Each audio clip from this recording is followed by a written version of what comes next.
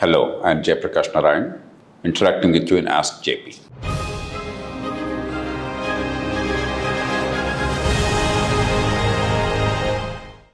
In Ask JP today, we'll take the question from Sai Sushant. Sai Sushant is an electronics engineer from Bangalore. Sai Sushant, the floor is yours. Namaste, JP sir. Namaste. This is Sushant from Bangalore.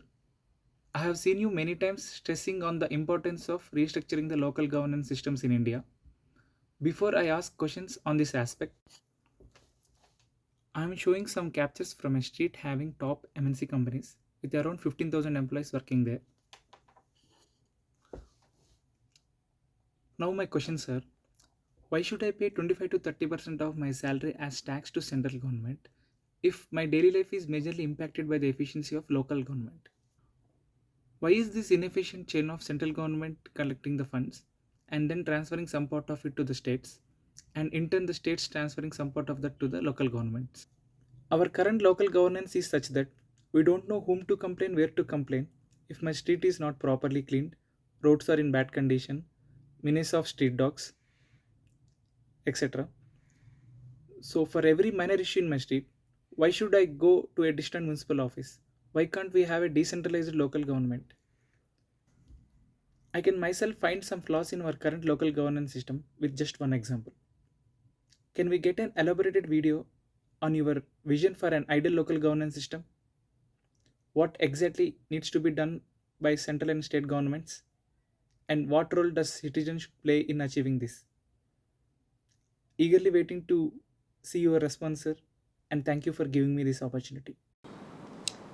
Thank you, Sai, for that very insightful question about local governments. And that picture that Sai showed about the locality of an MNC in Bangalore is pretty much symptomatic of the rest of India. Almost every city, including Delhi, where you have mounds and mounds, story upon story of garbage piled up in some pocket, or every other city, the garbage on the streets, the pollution, the water bodies being adversely affected, poisoned, and a whole lot of things. We all live with it. And of course, the bad traffic management, and the bad roads, and drains overflowing, water being pumped at enormous cost but not reaching homes, and streets being flooded. These are all endemic in large parts of the country, sadly. I think it's a great question. The first part of the question is, well, Sai obviously agrees with me. I don't know if all the viewers would agree with me, but I would like to make a plea. I genuinely and passionately advocate strong local governments because that's the only way things will actually work. The more centralized the government is, the more remote the government is, the more disconnected it is from the people's day-to-day needs. And the more difficult for us as citizens and voters to understand the link between what they are doing and what happens to our lives. Grand policies, they may be very worthy, but it's really incomprehensible to us. And the more distant the government is, the more difficult for us to see where our tax money is going, how it is spent, in what way are we and our families benefiting from that. And the more remote the government is, for these reasons, the more difficult for us to really make an assessment of who performed how and then vote sensibly. It is not an accident that in this very highly centralized system where there is no link between the vote and consequences, between the taxes and the services are received, many people, they are expecting payment for a vote. Let's be truthful. In Karnataka, where Sai is now living, or in Telangana, where I live, or in Andhra Pradesh, or in Tamil Nadu, many states, it is a fact that people are expecting money during elections from every major candidate. It's also a fact that in many cases, they are refusing to go to the polling booths unless money is delivered. Let's not hoodwink ourselves. There is a deep problem in our democracy.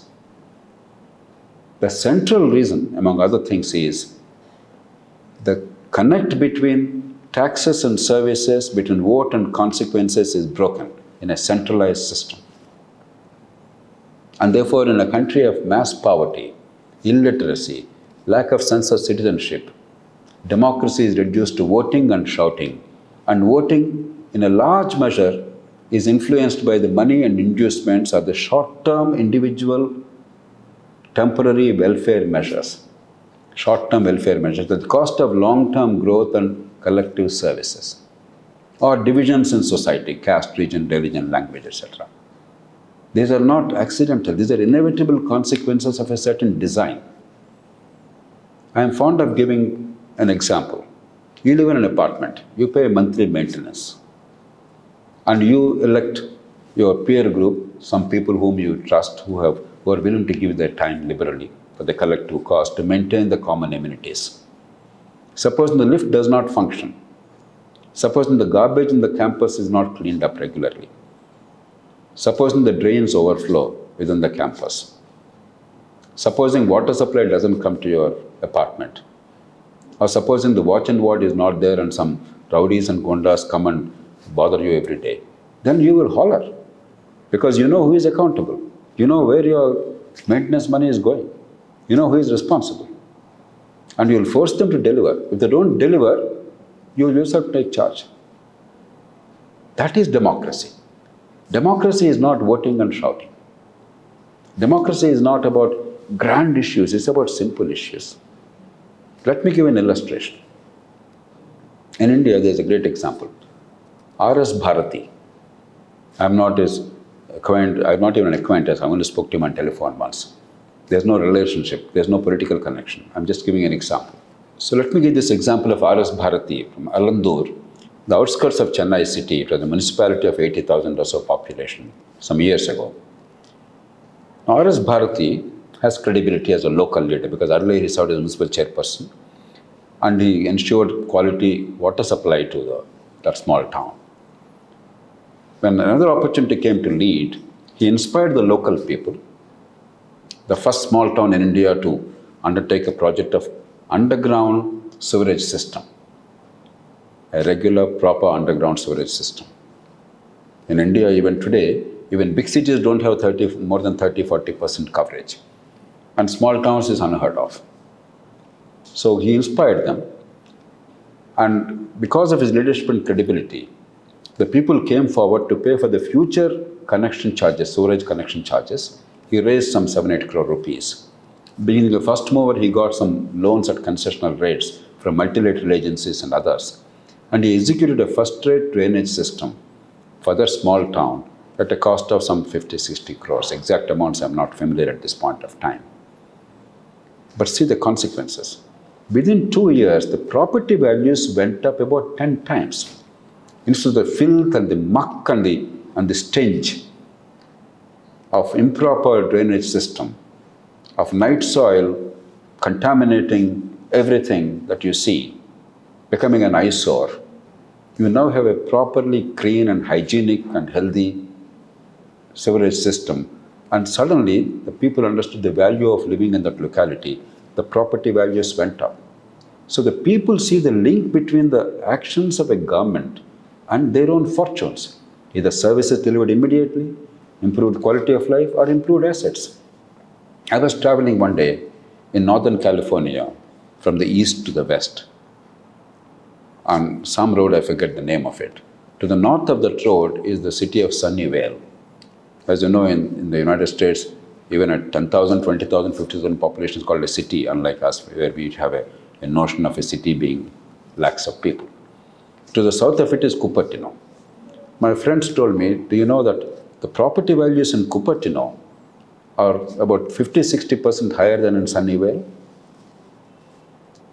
And I was surprised because when you see it as you're traveling on that road, you don't see a difference in terms of physical infrastructure. Visually, there's no difference. They look in the same manner. So I asked my friends, no, I don't see any difference in terms of the infrastructure. They seem very similar. So is there any demographic difference? That means if there are some blacks and Latinos in some pockets because of the social prejudices, property values are down.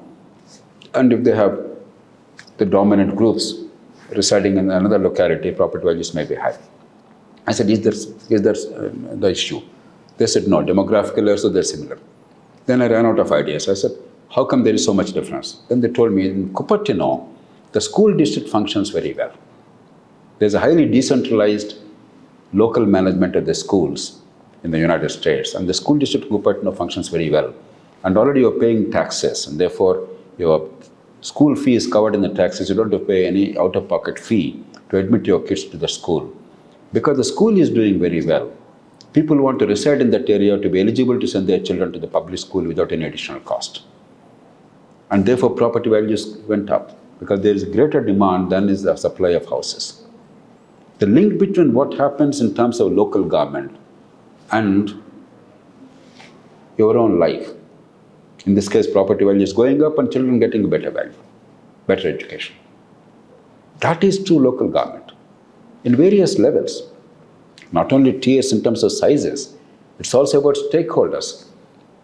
For instance, the school district board in the US is a stakeholder empowerment, not merely traditional local government based on geography alone. It's about stakeholders empowering a group of people, or school boards, or school education committees, or whatever, conceptually, or water users committees, or something else. So basically, power should be as close to people as possible, not as far away from the people as possible, so that accountability is there, people understand what is happening, you can hold them to account. This is called the principle of subsidiarity. The farther it is, the more unaccountable it is. Therefore, if you give power to a distant entity, the question should be, why have you given power to them?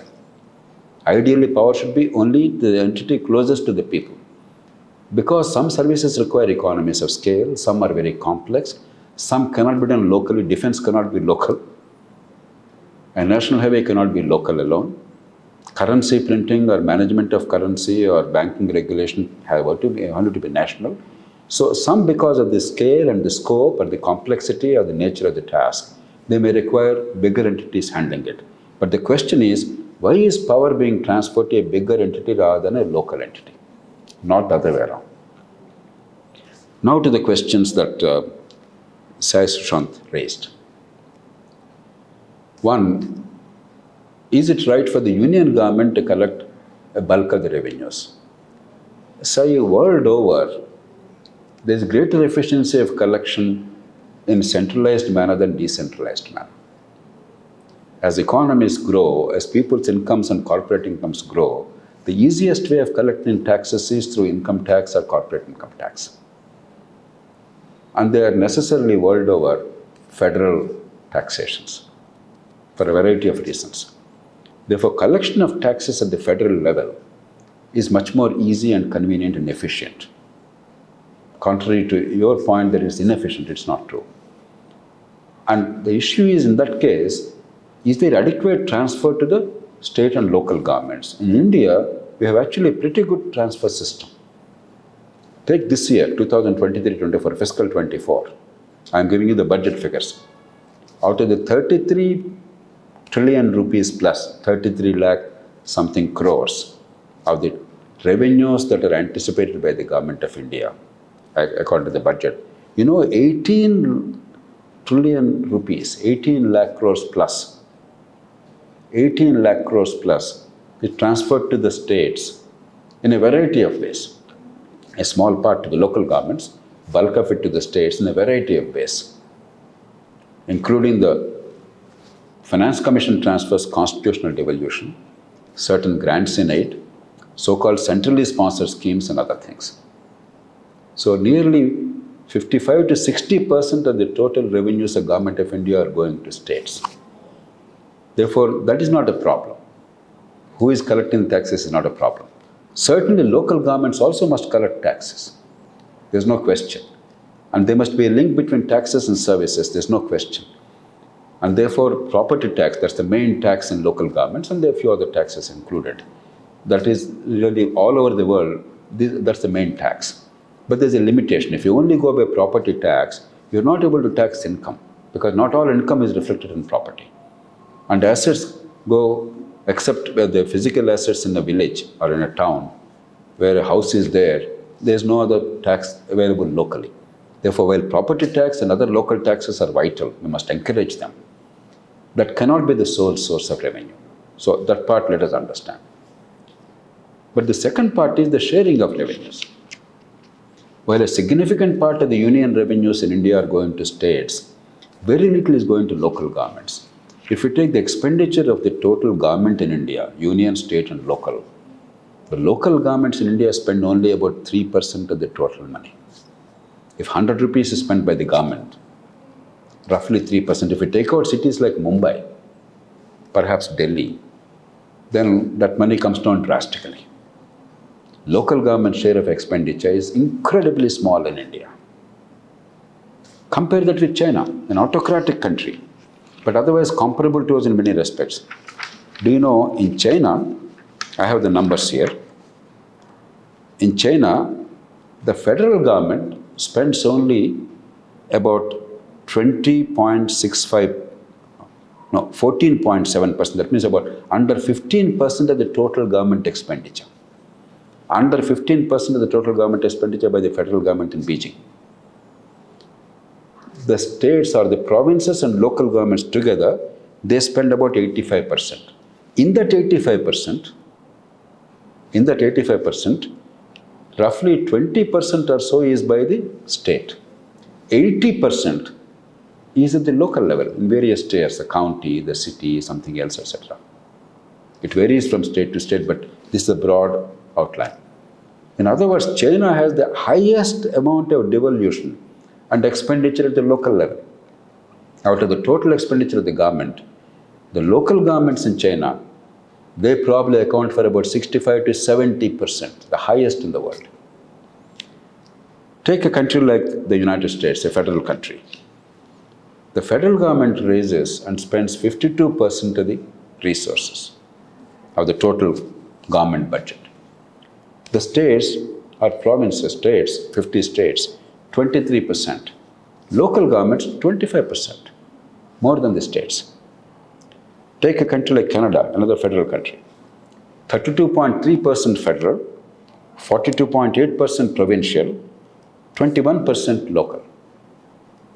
Take Spain, 55% national, 32% state, about 12% local. Take almost any country, Germany, 60% federal, 22% state, 17.5% local. So local is bigger than or equal to the state, and China is biggest of all. World over, because of increasing propensity for centralization, because many welfare programs, healthcare in particular, they're all federal expenditure in many countries, unlike in India. And therefore, the federal expenditure and federal taxation are much higher. That's the reason why they're exceeding 50% in many of the federal countries, modern countries. But suffices to say that India has the lowest share of local government expenditure in the world for a federal country. India also has the lowest degree of empowerment of local governments in the world. Even China, autocratic China, has strong and empowered local governments. United States, Germany, almost any country you name it, including Latin American countries like Brazil, Mexico, etc., local governments are very powerful. Australia. India is even Britain, a unitary Britain, while they don't call them state governments, the governments in regional parliaments, Scotland, Wales, Northern Ireland, they all have a lot of powers delegated, and the local governments in turn have immense powers and they spend a lot of money. So the issue is the distribution of both functions and powers. As I keep repeating ad nauseum, we created a large provision in the Constitution, a vast constitutional body, 7,700 words and 73rd and 74th amendments for local governments, larger than the American Constitution. The whole American Constitution as it exists today with all amendments, larger than that. But we created overstructured, underpowered, notional local governments which are inconsequential on the most part. Whether it's Bengaluru or Hyderabad or Chennai or any other city, local governments have simply no role, have simply no power. They are weaker than during British time. Mumbai city or Kolkata or Madras, during British government were more powerful. Subhash Chandra Bose became the chief executive of Mumbai, of Kolkata city, at the behest of Chittaranjan Das, without being a member of the bureaucracy. The local council, the municipal council, was given the authority to appoint its own chief executive. And Subhash Bose, while he was chief executive of that municipality, was jailed for his participation in freedom struggle. But Chittaranjan Das forced the government to allow Subhash Bose to function as chief executive while in jail. As long as he was in Calcutta jail, Alipur jail in Calcutta, that practice continued. Imagine the autonomy of local governments, the respect accorded to them during British time. In the so-called independent India, we centralized power so much that local governments, in the most part, are irrelevant, inconsequential. There are a lot of reasons for that, and there are a lot of structural anomalies. This is not the time to go into great detail, but that needs to be addressed. And the other point he made, it doesn't mean that local government will automatically function better, particularly in a climate where governments in general are autocratic, unaccountable, generally corrupt, unresponsive. And vote buying and expenditure in elections, they have become endemic in Assembly and Lok Sabha. Therefore, the same practices will also be borrowed at the local level. I have no illusions. So we have to have very strong systems of accountability and transparency locally, including citizens' charters and a whole lot of things, so that people can hold the local government to account. Mere empowerment in a romantic way will not help. Finally, a very good point that Sai Sushant raised. Our cities are very big. Just because we call it a local government, it doesn't mean that it's really big, it's really small. They're very big and unwieldy. Let's take big cities of India. Each has a crore of population, some of them have 2 crores, 2.5 crores population. You know, there are 144 countries in the world. 144 countries in the world with a population less than 1 crore or 10 million. So just because you call it local, in Mumbai or Bengaluru or Hyderabad or Chennai or Delhi, there's no point saying they're local, therefore power is devolved. No. The point Sai raised is very important. Unless there's further subdevolution to smaller local entities for things that can manage locally, local government is meaningless. Take London City. London City has 32 boroughs. The real governance of London City, the municipal functions are all in those boroughs, 32 boroughs. There were local traffic, local roads, local water supply, local garbage, parks, schools, everything. All are maintained locally. In the 32 boroughs, the borough council has all the powers. The London mayor, directly elected, primarily takes care of the transport system, including the metro and the bus system and so on and so forth. Takes care of the police and crime, fire services, and a few specific areas of larger development. But the most municipal functions are at the borough level, 32 boroughs in London City.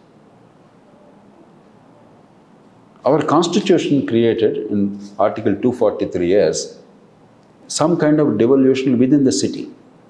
The constitution says if a city's size is 3 lakh or more, the population is 3 lakhs or more, there shall be many ward committees comprising of 1 or more wards. What is the idea? That a city is converted into smaller municipalities for de facto administration. That is the idea of the constitution. In reality, in many cities, the ward committee size is bigger than 3 lakh population. Take Mumbai city. Because they had what are called wards, they using the word ward, sometimes 15 lakh population, they created a ward committee for each old ward, which is 10-15 lakh population. The constitution violated in letter and spirit. Not only the issue of size, it's also the issue of function. If the functions are not locally handled, you take garbage management. If most of the garbage is not handled locally, if you make it into a big centralized problem and dump it all to hurt some pocket, like in Hyderabad city we have Jawahar Nagar, where lakhs of people cannot even live because the stench emanating from the garbage. There must be decentralized management. If the local road, local school, local park, local traffic, local water distribution system, they are not managed locally. For a city to manage, cities which are bigger than 144 countries, in a country where the bureaucracy is generally unaccountable and unresponsive, it's absurd. It's not local any longer. It's only local notional. It must be as local as possible. Therefore, the sub-city governments, when the city exceeds 3 lakhs or 4 lakhs or 5 lakhs population, with significant municipal functions devolved, with democratic participation and management, and people's participation directly wherever feasible, is very critical. We, of course, in India don't want it. We don't want to empower the local governments. Even where the Constitution explicitly stated there should be ward committees, we violate that in letter and spirit. Even when they are created, they are meaningless. We need to change all this. So, local governments are critical. And without genuine local empowerment, neither will the quality of life improve, nor will we as citizens have actually a meaningful role in shaping what is happening. We only have a role in voting and then protesting and complaining later on, nothing else. And we will never understand the value of the vote. Therefore, our democracy continues to be derailed. While elections are held, nobody is pointing a gun to people to vote or not to vote for X or Y or Z. Election votes are counted honestly, and the person who is elected is actually forming the government, as long as they command the majority in the legislature. To that extent, our democracy is operating. But in real detail, it's operation success and patient dead.